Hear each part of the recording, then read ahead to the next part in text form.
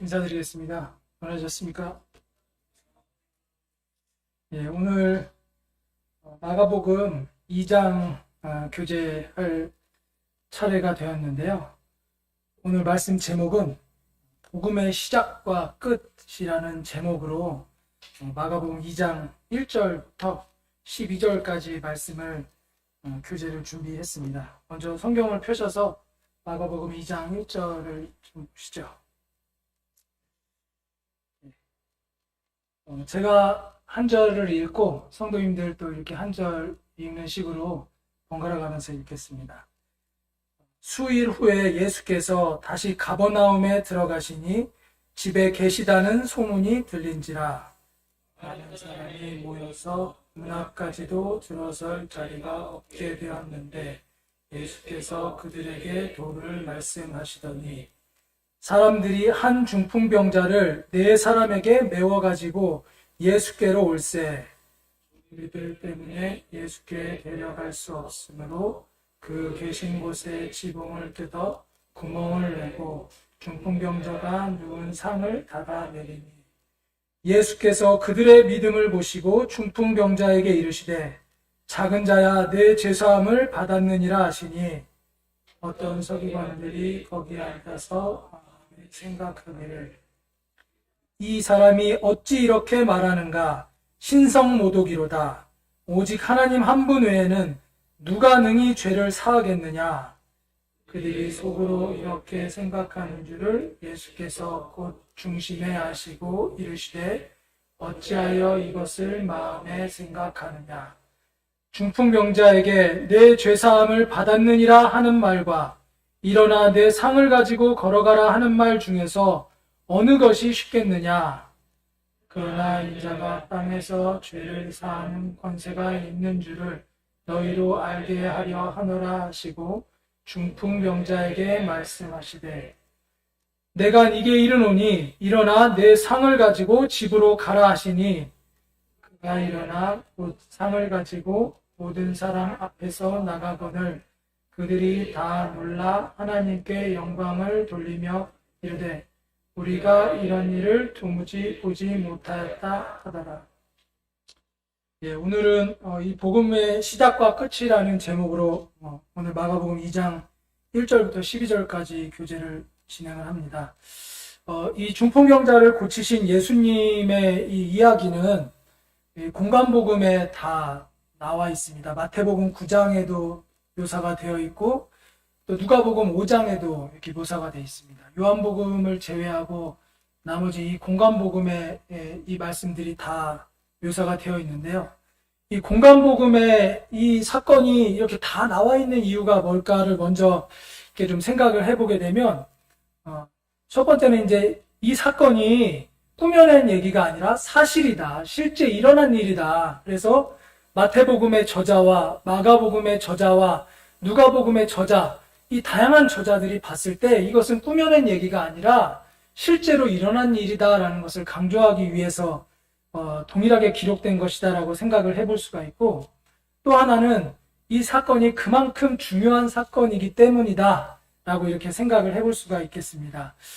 저희가 오늘 살펴보는 이 중풍병이라는 것에 대해서 의학적으로 좀 살펴보면 다른 번역본에는 마비병이라고 되어 있습니다. 그래서 이 뇌혈관의 장애로 갑자기 정신을 잃고 넘어져서 구안괴사, 그러니까 이제 얼굴이 이렇게 변형이 되거나 반신불수가 되거나 언어 장애 따위의 후유증을 남기는 병이 바로 이 마비병 또는 중풍병이라고 의학적으로 설명을 할 수가 있습니다. 오늘 본문에 보면 이 네 사람이 이 중풍병자를 메어서 온 걸 보면 거의 몸을 움직일 수가 없는 이런 상황이다라는 것을 알 수가 있습니다. 그래서 이 중풍병자는 자기 혼자의 힘으로는 무엇을 할 수 없는 그런 자가 바로 이 중풍병자다라는 것을 알 수가 있고 반드시 다른 사람의 도움이 있어야만 움직이거나 무엇을 먹거나 이동할 수 있는 이런 자가 바로 중풍병자다라고 할 수가 있습니다. 당시에 이 유대인들의 생각은 이 중풍병은 그 사람이 어떤 죄를 지었기 때문에 이 죄로 인해서 나타난 결과다라고 이제 이렇게 생각을 하고 있고, 이것은 이제 비단 중풍병뿐만이 아니라 어떤 병자들, 혈루병이라든가 안진뱅이라든가 어떤 병자들은 다 이 죄를 지었기 때문에 이 죄로 인한 결과로 이렇게 병을 얻었다라고 유대인들은 그 당시에 생각을 했고, 그래서 이제 부정한 자라 여기고 멀리하고 하는 이제 이런 경향들이 있었습니다. 그래서 오늘 이 중풍병자에 대한 부분을 이제 교제를 쭉 하면서 먼저 이 시간적인 배경과 그 다음에 이 말씀의 지리적인 배경과 그 다음에 또 문화적인 배경을 먼저 살펴보고 오늘 본문의 말씀의 해석과 그 다음에 교훈과 적용을 좀 살펴보고자 합니다. 먼저 예수님께서는 이 공생애를 시작하시면서 총 3번의 유월절을 지내시고 난 다음에 4번째 유월절 어린 양으로 이제 십자가에 달리셨습니다. 이것이 이제 예수님의 계신 동안의 일들인데, 오늘 마가복음 2장이라고 하면 이제 마가복음의 첫 부분 초반 보니까 이제 상당히 앞부분일 거다라고 이렇게 생각이 들어지지만, 사실 이 앞에 많은 사건들이 있었던 것을 연대기적으로 살펴볼 수가 있습니다. 먼저는 예수님께서 요한에게 침례를 받으셨고, 그 다음에 광야에서 40일간 시험을 받으신 사건이 있습니다. 그리고 나서 이 첫 번째 유월절을 지내고 8개월여가 지내는 동안에 제자들을 부르시는 이런 일들이 있었고, 가나에서의 우리 지난주에 물이 포도주로 변하는 그 가나의 혼인잔치의 사건이 있었고, 그 다음에 유월절에 예루살렘에 올라가셔서 성전을 청결하게 하시는 이런 사건들이 있었고, 또 니고데모와의 그 대화도 있었고, 그 다음에 유대 지역에서 세례를 베푸시는 이런 일도 있었고, 그리고 이제 갈릴리 지역으로 올라가시면서 사마리아의 수가성에 들려서 사마리아 여인에게를 만나시고 복음을 전하는 이 사건들이 오늘 살펴보는 이 본문의 말씀 전에 이미 다 일어난 사건들이라는 것이고요.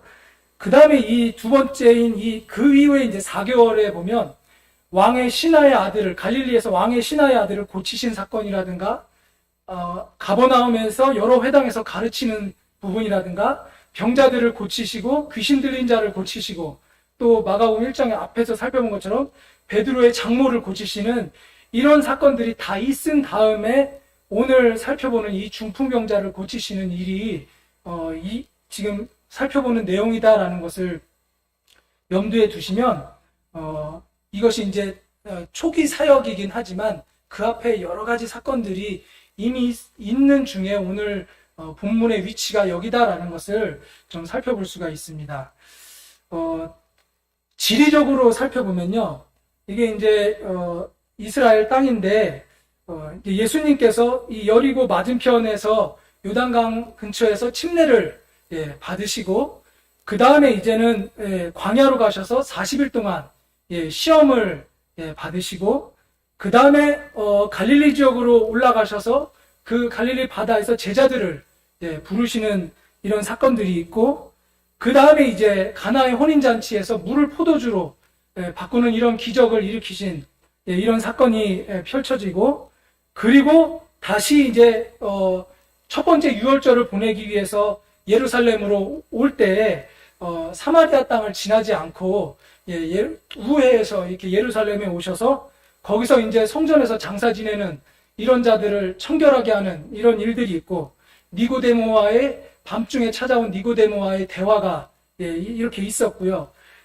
이렇게 해서 첫 번째 유월절을 보내신 다음에 다시 갈릴리로 올라가는 그 길에 이 사마리아 땅에서 지나가시면서 이 사마리아 여인을 우물가에서 만나주시고 거기서 복음을 전하시고 대화하시는 이러한 일들이 있고 난 이후에, 그 다음에 이제 가버나움, 오늘 살펴보는 또는 마가복음 1장에서부터 살펴보는 가버나움 회당에서 가르치시고 베드로의 장모를 고치시고, 그 다음에 병자들과 귀신 들린 자를 고치시고, 그 다음에 오늘 살펴보게 되는 이 중풍병자를 고치시는 이러한 사건들이 지리적으로 앞에서 이제 연대기적으로 살펴봤다면, 오늘 지리적으로 이러한 여정 속에서 오늘 본문의 위치가 이렇게 된다는 것을 저희가 머릿속에 두는 것이 또 말씀을 묵상하는데 도움이 될 것입니다. 또 하나 문화적인 배경을 오늘 살펴보는 것이 또 중요한데요. 그 예수님 당시에 이제 가옥의 구조가 이렇게 됩니다. 이게 이제 집이 있고, 그 집은 이제 벽돌로, 또는 돌을 이제 벽을 이제 돌로 만들고, 거기에 이제 진흙을 바르고, 마지막에 이제 회치를 이렇게 하면서 벽을 만들고, 지붕을 이제 얹고, 그 다음에 이제 계단을 바깥쪽으로, 이렇게 냈습니다.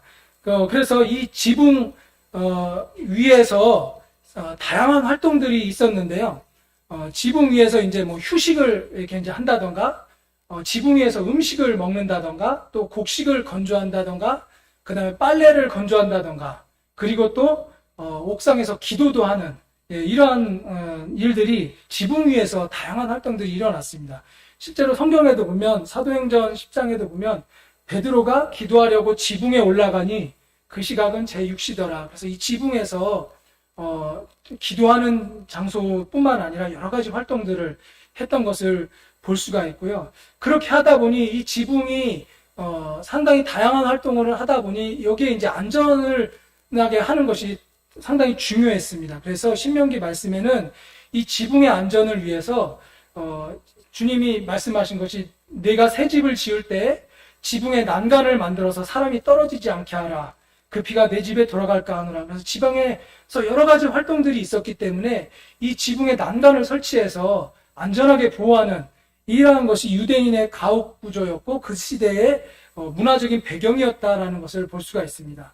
오늘 본문 1절에서 나오는 예수님께서 수일 후에 다시 집에 들어가셨다고 하는 이 집은 앞에 이제 마가복음 1장에 보면 29절을 잠깐 넘겨보면요.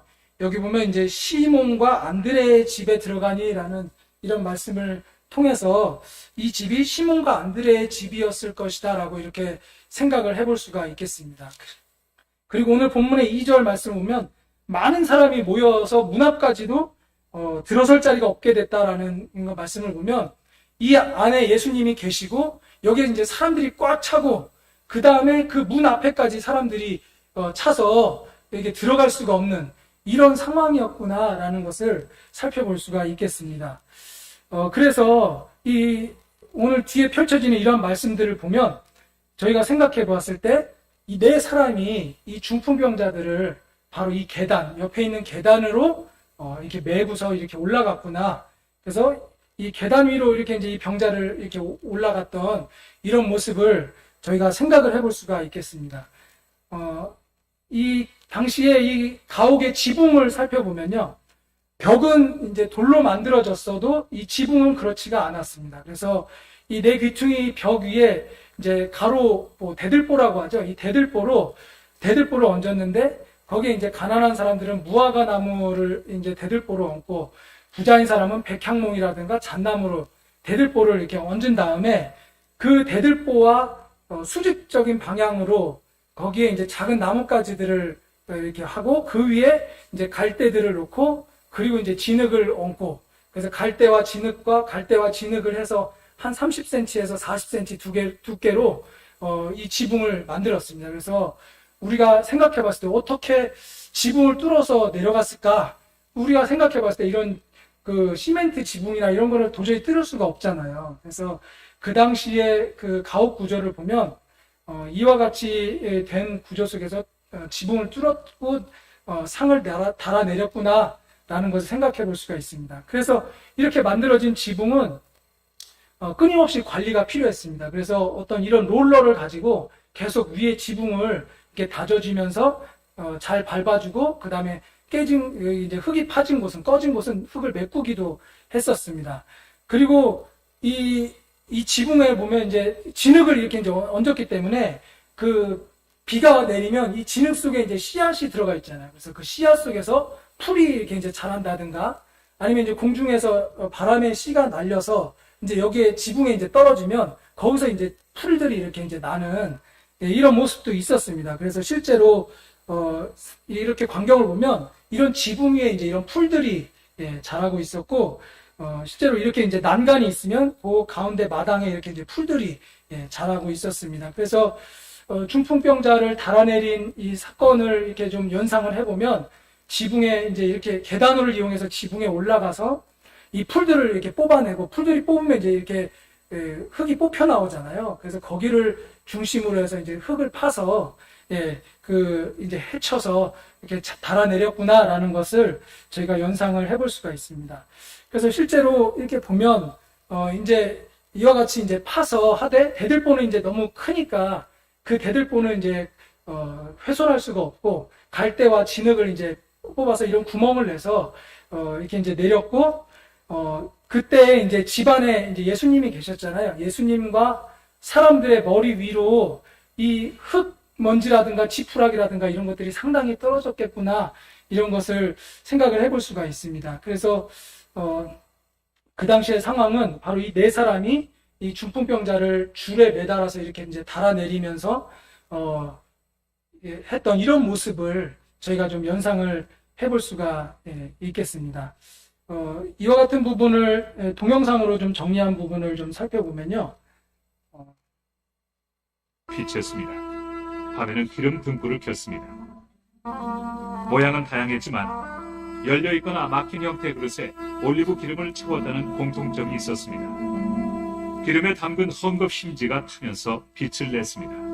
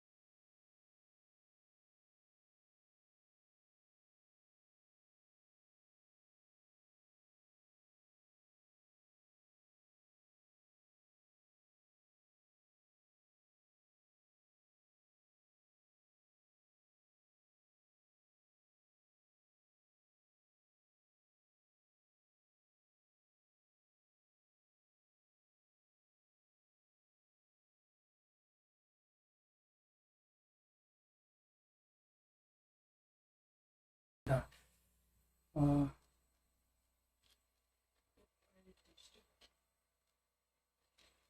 그래서 제가 이렇게 이제 관찰을 통해서 저희가 이제 말씀의 해석을 하기 전에 이런 충분한 관찰을 통해서 그 당시의 상황과 그 당시의 속으로 저희가 들어가서 말씀을 묵상하는 것이 그 말씀을 묵상하고 이해하고 깨닫는 데 있어서 더 깊은 감동을 주는 것을 저희가 생각해 볼 수가 있습니다.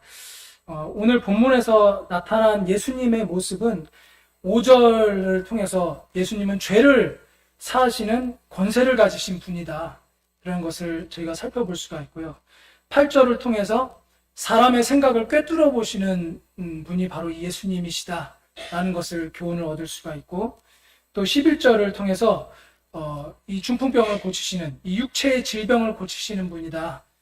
오늘 본문에 나타난 예수님의 모습이 이와 같은 모습이다라고 생각을 해볼 수가 있습니다.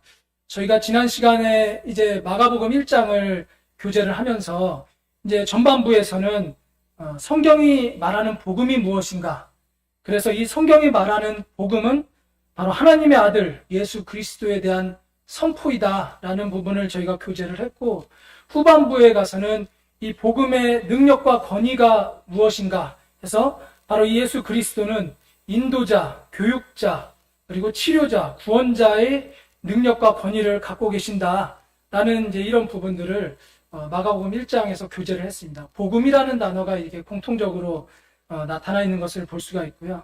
그래서 오늘 살펴보는 이제 마가복음 2장 1절부터 12절까지의 말씀 속에서의 주제는 복음의 능력이라고 좀 이렇게 분별을 했습니다. 그래서 중심 사상은 복음의 능력은 바로 이 믿음에서 시작이 되고, 이 복음의 능력은 믿음의 행동으로 역사하고, 그 다음에 이 복음의 능력은 예수님의 말씀으로 종결된다.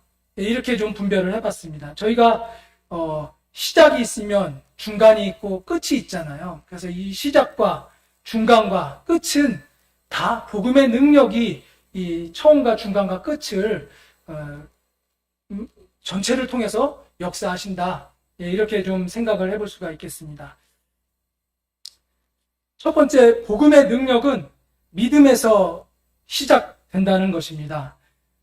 중풍병자는 예수님을 만나고자 하는 간절한 마음이 있었습니다. 그래서 오늘 본문에서 봤을 때 예수님에 관한 소문을 들었고, 예수님에 관한 소문을 들었는데 그 소문은 바로 마가복음 1장에서 살펴본 것처럼 병자들을 고치고 귀신 들린 자를 고치시는 그 예수님에 관한 소문을 듣고, 예수님을 만나기만 하면 나의 이 중풍병은 반드시 고쳐질 것이다 라는 이런 믿음을 갖고 예수님을 만나고자 하는 간절한 마음이 중풍병자에게 있었습니다. 반면에 바리새인과 서기관들은 예수님을 불신하는 마음이 있었는데요. 똑같이 예수님에 관한 소문을 들었지만 이들의 생각 속에는 예수님을 오히려 배척하고 믿지 않은 이런 대조적인 마음을 살펴볼 수가 있는데, 왜 그러냐를 보면 자기들의 생각, 자기들의 메시아에 대한 생각과 메시아에 대한 기대가 자기들에게 가지고 있던 선입견이나 생각과 전혀 다르기 때문에 이렇게 오신 예수님을 받아들일 수가 없었던 겁니다. 이 당시에 이 바리새인과 서기관들이 생각했던 메시아의 모습은 정말 웅장한 모습으로 오셔서 로마의 압제로부터 자기들을 해방시켜 주시는 이런 메시아의 모습을 기대하였는데, 정작 메시아라고 오신 이 분은 초라한 구유에서 태어나셨고 정말 가난하게, 그리고 또 육신의 아버지와 어머니가 다 있는데 이런 분이 어떻게 메시아라고 할 수 있겠는가 해서 그들의 생각 속에 그들의 기대와는 다른 이런 예수님을 보면서 예수님에 관한 소문을 똑같이 중풍병자하고 똑같이 들었지만 전혀 다른 반대의 이런 마음을 갖는 것을 볼 수가 있습니다. 그런데 저희가 뒤에서 살펴보겠지만 이 복음의 능력은 바로 이 믿음에서부터 시작이 된다는 것을 생각을 해볼 수가 있습니다. 두 번째는 복음의 능력은 이 믿음의 행동으로 역사한다는 것입니다. 이 중풍병자와 네 사람의 행동을 살펴보면요, 그들의 목표는 오직 하나였습니다. 바로 뭐였냐면 예수님을 만나는 것이 그들의 단 하나의 목표였습니다. 그래서 이 목표를 이루기 위해서 이 사람들은 네 사람들은 물론 중풍병자하고 이제 말을 하면서 했겠지만 지혜와 협력을 했습니다. 그래서 사람들이 문 앞에까지 꽉 막혀서 예수님을 만날 수가 없기 때문에 그럼 어떻게 예수님을 만날까 하다가 옆에 있는 계단으로 올라가자라. 그래서 지붕을 뚫자. 이게 참 지혜로운 행동이었잖아요. 그래서 이런 지혜, 예수님을 만나고자 하는 이 목표가 딱 있었기 때문에 어떻게 예수님을 만날까? 옆에 있는 계단을 통해서 지붕을 뚫어서 예수님을 만나고자 하는 이런 지혜를 발휘했고, 또 하나 지붕을 뚫은 다음에 이 중풍병자를 달아내릴 때에 줄을 매달아서 내렸을 때에 이 네 사람이 서로 협력해서 이 병자를 이렇게 달아내렸던 이런 행동을 했던 것을 볼 수가 있었습니다. 이러한 행동은 바로 앞에서 살펴본 것처럼 예수님을 만나기만 하면 나의 이 중풍병은 반드시 고침을 받을 것이다 라는 이 믿음 때문에 바로 이 믿음이 행동으로 이렇게 옮겨지는 이런 것을 살펴볼 수가 있습니다. 반면에 바리새인과 서기관들의 행동을 좀 살펴보면 속마음을 이제 행동이라고 좀 제가 적어봤는데요. 예수님을 책잡기 위해서 접근했던 것을 볼 수가 있습니다. 누가복음 5장 17절에는 그 많은 사람들이라고 하지 않고 오히려 바리새인들과 서기관들이 예수님께 모여들었다 이렇게도 표현을 하고 있거든요. 그리고 오늘 6절에도 보면 어떤 서기관들이 거기 앉아서 라는 말씀을 통해서 이 바리새인과 서기관들이 온 것은 예수님을 만나기 위해서 물론 왔지만 그 예수님을 믿고 하자 하는 마음으로 온 것이 아니라 예수님을 어떻게 하면 책 잡아서 예수님을 죽일 것인가 이런 것을 이제 논하기 위해서 이제 예수님께 접근을 했고 그러면서 이제 예수님의 그 행동을 보면서 반응을 보면서 신성모독이로다 이렇게 이제 표현하는 이 서기관들의 행동은 전혀 다른 믿음이 전혀 다르기 때문에 행동도 전혀 다르게 나타나는 것을 볼 수가 있습니다. 세 번째로는 이 복음의 능력은 예수님의 말씀으로 종결된다라고 이렇게 살펴볼 수가 있습니다. 예수님께 이 지붕을 뚫고 중풍병자를 달아내린 그 중풍병자를 보고 그 네 사람을 향해서 예수님이 뭐라고 하셨냐면 여기 보면 5절에 보면 예수께서 그들의 믿음을 보시고 그래서 예수님은 그들의 믿음을 보시고 이제 말씀을 하시잖아요. 그러면서 작은 자야 네 죄사함을 받았느니라 이렇게 주님을 말씀하시는 것을 볼 수가 있습니다. 그리고 뒤에서 살펴보면 이제 바리새인과 서기관들이 이제 예수님을 책잡기 위해서 신성모독이로다 하면서 어떻게 죄를 사하는 권세가 있겠냐라고 하면서 자기들 속으로 이제 생각하는 것들을 예수님께서 꿰뚫어 보시면서 예수님이 이제 질문을 하시죠. 어느 것이 쉽겠느냐? 내 죄사함을 받았느니라 하는 말과 내 상을 가지고 걸어가라 하는 말 중에 너희들 보기에 어느 것이 더 쉽겠느냐? 이렇게 이제 질문을 하십니다.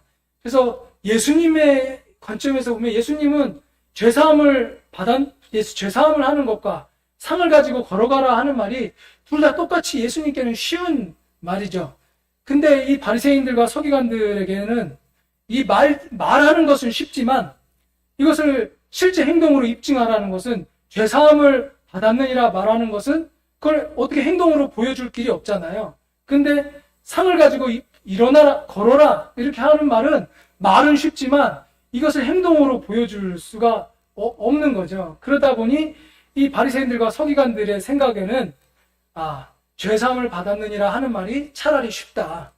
상을 가지고 걸어가라 하는 말은 어렵다. 이렇게 생각을 할 수가 있었을 겁니다. 그래서 예수님께서는 이 바리새인들과 서기관들이 어렵다고 생각하는 네 상을 가지고 걸어가라 하는 이 말을 오히려 행동을 통해서 보여줌으로써 예수님이 죄를 사하는 권세가 있다라는 것을 증명을 하시는 것을 볼 수가 있습니다. 이 사람들과 예수님의 관심이 전혀 좀 다른 것을 볼 수가 있는데 사람들은 병고침을 받기 위해서 모였지만 예수님의 궁극적인 관심은 이 죄의 문제를 해결하는 것이었습니다. 그래서 사람들은 병고침을 받기 위해서 예수님께 모여들었지만 예수님은 죄를 사하는 권세가 있음을 그들에게 알리기 위해서 또 그런 권세가 있다라는 것을 보여주기 위해서 이제 병을 고치시고 귀신을 쫓아내시고 하셨다라는 것을 저희들 생각을 해볼 수가 있습니다. 그래서 이 복음의 능력은 이 믿음에서 시작하고 그 다음에 믿음의 행동으로 역사하고 그 다음에 이 예수님의 말씀, 예수님의 선포, 죄 사하는 권세가 있다라는 이 예수님의 말씀으로 종결된다는 것을 저희가 살펴볼 수가 있겠습니다. 오늘 본문 말씀을 통해서 저희가 받을 수 있는 교훈과 적용은 크게 세 가지를 좀 묵상을 해봤습니다.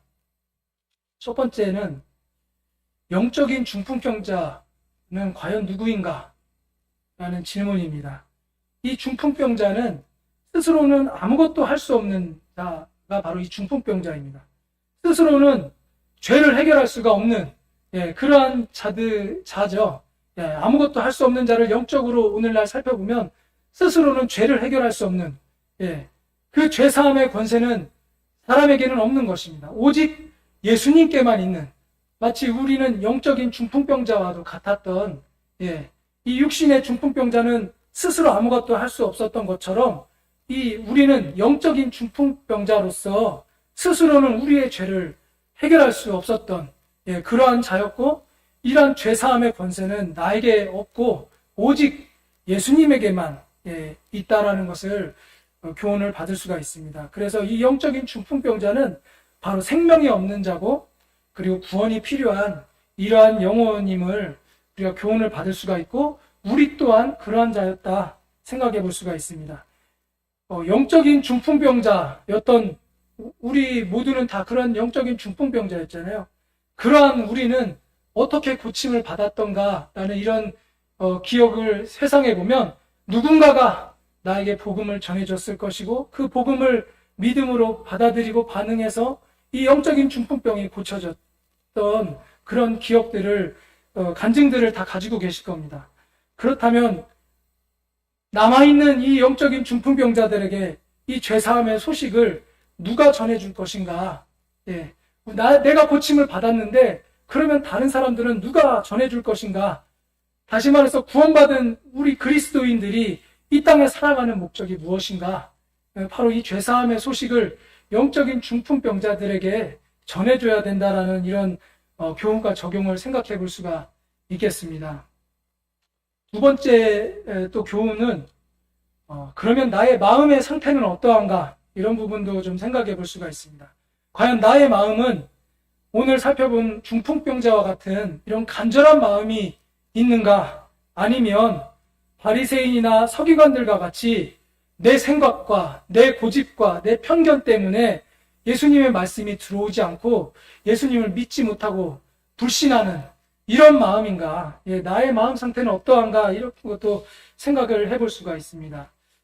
저희가 사도행전 17장 11절 말씀을 제가 적어왔는데요. 다 같이 한번 읽어보겠습니다. 시작. 베레아에 있는 사람들은 데살로니가에 있는 사람들보다 더 너그러워서 간절한 마음으로 말씀을 받고 이것이 그러한가 하여 날마다 성경을 상고함으로. 여기 계신 분들은 성경 말씀을 상고하고 묵상하고 공부할 때 어떠한 마음으로 말씀을 묵상하고 상고하는지 좀 물어보고 싶습니다. 과연 나는 중풍병자와 같은 그런 간절한 마음으로 말씀을 대하고 있는가? 아니면 내 생각이나 고집이나 어떤 편견에 사로잡혀서 주님의 말씀을 묵상하는데 방해가 되고 있는가? 이런 부분들을 좀 스스로에게 또 질문을 던져보고 생각을 해볼 수가 있겠습니다. 세 번째 또 교훈과 적용의 부분은 사람 낚는 어부로서 우리의 자세에 대한 교훈을 좀 생각해 볼 수가 있겠습니다. 앞에 마가복음 1장에서 보면 예수님께서 제자들을 부를 때 내가 너희를 사람 낚는 어부로 이제 하겠다라고 이렇게 부르셨잖아요. 과연 우리는 사람 낚는 어부로서 어떠한 자세를 교훈받아야 되는가?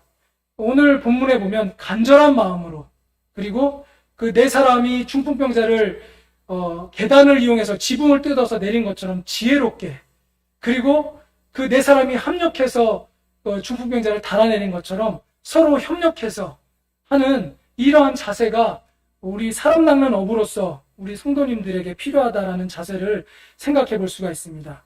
우리의 정체성은 무엇인가? 말씀을 좀 살펴보고자 하는데요. 에베소서 2장 10절 말씀을 좀 살펴보고자 합니다. 에베소서 2장 10절에 보면요. 다 같이 한번 읽어볼까요? 저희가 에베소 2장 8절 9절 말씀은 잘 알고 많이 묵상하지만 또 10절은 상대적으로 적게 묵상하는데 에베소서 2장 10절 말씀을 좀 한번 읽어보겠습니다. 시작. 우리는 그가 만드신 바라 그리스도 예수 안에서 선한 일을 위하여 지으심을 받은 자니 이 일은 하나님이 전에 예비하사 우리로 그 가운데서 행하게 하려 하심이니라. 네, 그래서 우리는 선한 일을 위해서 지음받은 자고, 그 선한 일은 바로 이 사람 낚는 어부로서의 일이 바로 이 선한 일이다. 예수님께서 우리를 이 땅에 구원받고 남겨두신 목적은 잘 먹고 잘 살고 좋은 집에서 좋은 차 타고 돈 많이 벌고 출세하고 명예를 얻고 하는 것이 그 목적이 아니라 바로 이 사람 낚는 어부로서 이 영적인 중풍병자들에게 죄사함의 소식을 전해주는, 이것이 바로 우리의 정체성이다 라는 교훈을 생각해 볼 수가 있겠습니다. 두 번째 또 생각해 볼 수 있는 자세는 표대를 향해 라는 것입니다. 뒤로 좀 더 넘기셔서 빌립보서 3장 말씀을 좀 살펴보겠습니다. 사도 바울의 고백인데요. 감옥 안에서 사도 바울은 빌립보서 3장 12절부터 14절까지 말씀을 또 이렇게 교훈하고 있습니다. 이 부분도 다 같이 한번 읽어보겠습니다. 시작. 내가 이미 얻었다 함도 아니요 온전히 이루었다 함도 아니라 오직 내가 그리스도 예수께 잡힌 바 된 그것을 잡으려고 달려가노라.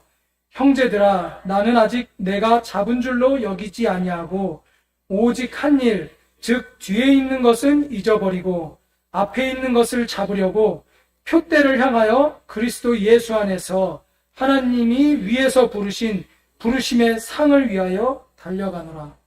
그래서 우리는 이 사람을 낚는 어부로서 우리의 정체성이 이렇다라는 것을 알았을 때 이 표대가 없으면 목적이 흐려지잖아요. 제가 체력 검정을 얼마 전에 했는데 체력 검정이라는 표대가 딱 있으니까 사람이 다이어트를 하게 되고요.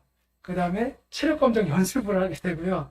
이렇게 하는데 체력 검정이 딱 끝나고 제가 체력 단련을 했겠습니까? 안 했겠습니까? 안 했겠습니까? 사람이 그렇거든요. 그래서 우리의 정체성이 이렇게 있을 때 우리에게는 표대가 필요하다는 겁니다. 이 표대는 바로 부르심의 상, 주님 앞에 갔을 때 이 상급이 바로 우리의 표대를 삼고 그 부르심의 상을 위해서 달려가야 한다는 것입니다. 마지막 저희가 받을 수 있는 교훈은 서로 협력해야 된다는 것입니다. 로마서 8장 말씀 한번 보겠습니다. 그 앞으로 좀 넘기셔가지고요. 로마서 8장 28절 말씀도 한번 읽어보겠습니다. 로마서 8장 28절입니다. 시작. 우리가 알거니와 하나님을 사랑하는 자, 곧 그의 뜻대로 부르심을 입은 자들에게는 모든 것이 합력하여 선을 이루느니라. 그래서 그 4명의 그 사람들이 중풍병자를 서로 합력해서 이렇게 이제 달아내렸던 것처럼 우리 혼자서는 힘들지만 이런 합력해서 선을 이뤄가는 이러한 자세로서 주님 사람 닦는 어부로 만들어주셨기 때문에 우리의 정체성이 이러한 자다라는 것을 알고, 그렇다 할지라도 때로는 나태해질 수 있고 게을러질 수 있고 또는 유혹과 시험이 있을 수 있기 때문에 표대를 딱 정해서 그 표대함은 주님 앞에 갔을 때 주님께 돌려드릴 상급이 있다라는 것을 그 표대를 두고 그 다음에 혼자서는 힘들기 때문에 서로 합력해서 이 일을 감당해 나갈 때 충분히 감당해 나갈 수 있다, 이런 교훈을 얻을 수가 있습니다. 저희가 지난주에 성경 퀴즈를 하면서 이러한 합력해서 선을 이루는 그런 모습을 또 생각을 해봤습니다. 제돈 형제님과 또 세준 형제가 앞에서 사회를 진행하였지만 그 뒤에서 여러 형제님들이, 또 형건 형제님은 그 과자 따먹기를 준비해 오고, 또 어떤 형제님은 어떤 아이디어를 내고, 또 어떤 형제님은 뭘 준비하고 하는 이런 서로 합력했을 때에 그 성경 퀴즈를 통해서 성도님들이 주님 안에서 기쁨을 느끼고 또 하나가 됐던 이런 모습을 보면서 혼자서는 힘들지만 이렇게 합력했을 때 주님이 사람 낚는 어부로서 우리에게 주신 정체성을 해나갈 수 있다, 이렇게 교훈을 얻을 수가 있겠습니다. 오늘 말씀은 이것으로 마치겠습니다.